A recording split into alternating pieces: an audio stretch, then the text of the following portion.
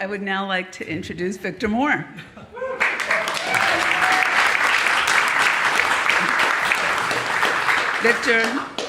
Victor is a music producer who has his first documentary show opening up next week. And we're so happy to welcome him. And Victor, what's your story? Well, let me tell you.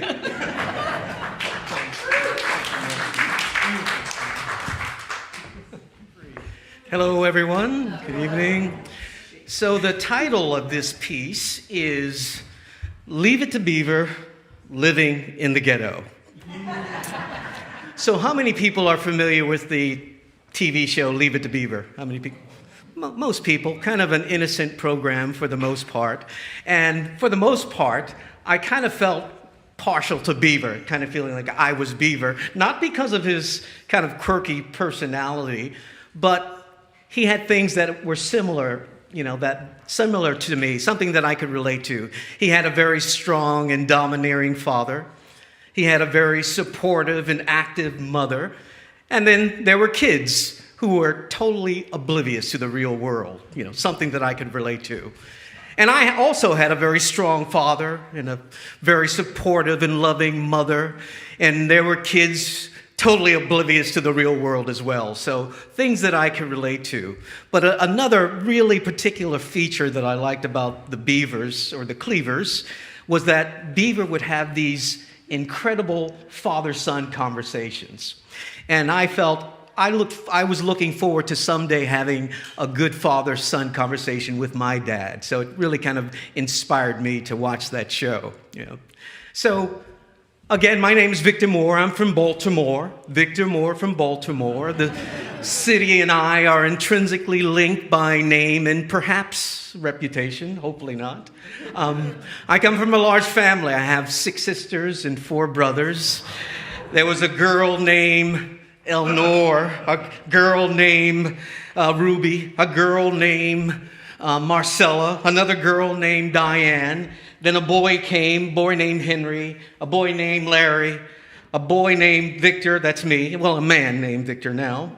Another daughter or girl named Anita came along, and then there was another boy named Maurice as well, and then finally another girl named Tanya, but we called her Lassie because we thought she would be Lass, but she wasn't. There was another boy, a boy named Rufus. And what are all their birthdays? I have not a clue. I figured just remembering their names would be good enough. And ironically, we really never celebrated birthdays at our family household. And it wasn't until years later I kind of figured out why. The cost would be astronomical. Like, how could you afford to have birthdays for all those kids? So somehow we kind of bypassed that celebration. My mother, Vivian Moore, is the best person, or was the best person that I've ever met. An incredibly loving and spiritual person, a religious person. We were raised Catholic, and 3 of us became altar boys. My 2 older brothers and myself. I remember, one of the biggest things being an altar boy during the midnight masses that you have to, attend and not fall asleep during the service. So I remember struggling through that, And then eventually, for some reason, our family left the Catholic Church. Never asked my mother why, but then suddenly she joined and became a Jehovah's Witness. She never forced it on us, She, gave us the freedom to do whatever we liked. But it was a very odd, moment for us to suddenly go from that, worship to whatever, you felt appropriate. Also, my mother was a daycare mom.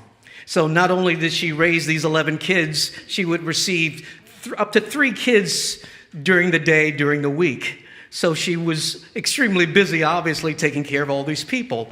And my mother was kind of sought after in the daycare, community, because parents knew that if you left your kids with Mrs. Moore, they would be fed, they would be cleaned, and they would be taken care of as if they were her children. That kind of love and compassion that she possessed. Again, I'm from the projects of Baltimore, or I am from the projects of Baltimore. You know, the buildings that I grew up in don't exist anymore. They were humanely destroyed by dynamite. You know, there was a nickname in this city that I grew up, or this area that I grew up in. It was called Dodge City, because there were so many shootouts that happened there. In fact, my brother was shot in the leg while standing talking to a friend. It kind of ended his career. He was an athlete, he was a football player, but, you know, never went on to play college football or beyond. But don't worry, don't feel too sorry for him. He went on to graduate from the University of Southern California, USC, and he has a beautiful wife. At one point, my parents did I want to say an experiment, but they sent some of the kids to a different school district. So some of us went to schools where we were suddenly minorities, like African Americans were minorities in these particular school districts. And the end result is the kids who went to the schools outside of our district went on to higher education, whereas those who did not go on to higher education. But I'm not saying education makes them a better people. So it's not a qualitative thing, but just a glimpse at the reality of, you know, my growing up. We grew up poor. We were on welfare. You know, we would once a month go to some government facility to get, you know, the government rations, huge boxes of cornflakes and powdered milk and powdered eggs and Spam and peanut butter and jelly. You know, I'm sure there were a bunch of other things, but you tend to remember what you enjoyed, and I was a big fan of peanut butter and jelly. And then, of course, once a month, you know, we would receive the government stipend. You know, eventually, I guess it went from cash to these colorful things called food stamps, which as a kid is kind of something very cool. Looks better than real cash. It's different colors, you know, but as you grow up, you know, when you're at the counter, you realize the stigma attached to, you know, having to pay through food stamps instead of regular cash.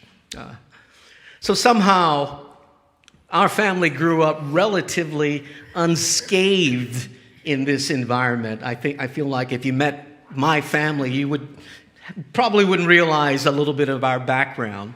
And I equate that to two things. One, having parents who were there and cared for us and gave us directions. And then the other was we listened and followed those directions. In 1999, December 1999, my mother passed away on December 26th. And I felt like she did that because she wanted Jesus to have his full day uninterrupted by her. You know, very loving, you know, caring, spiritual relationship that she nurtured with him. And then some 6 months later, my father passed away. And he passed away on Father's Day. And then I could recall, you know, after I think of it now, I feel like, you know, that father-son, leave it to Beaver moment that I was looking for, actually I was experiencing daily, you know, with my father. So that is my story.